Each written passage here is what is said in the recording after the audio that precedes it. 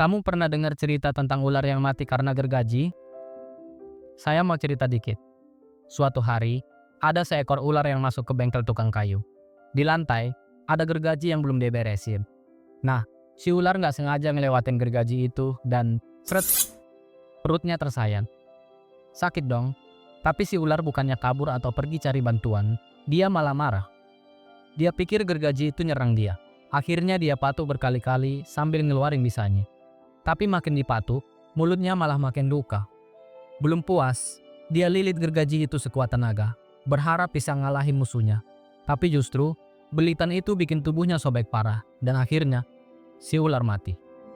Kamu tahu, dulu waktu saya dengar cerita ini, saya cuma mikir, kasihan banget ya. Tapi lama-lama saya sadar, saya pernah kayak ular itu.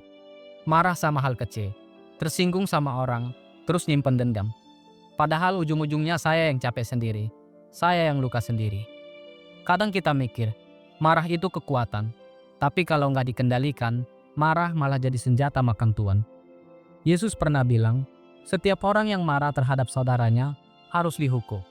Kedengaran keras ya, tapi maksudnya, marah itu bukan cuma soal emosi, tapi soal hati. Bukan cuma tentang berteriak atau marah-marah, tapi juga soal pikiran yang penuh benci, kata-kata yang menyakitkan, bahkan sikap diam yang dingin. Saya nggak bilang kamu nggak boleh marah. Saya pun manusia, dan saya juga bisa marah. Tapi yang penting adalah kenapa kamu marah dan bagaimana kamu marah.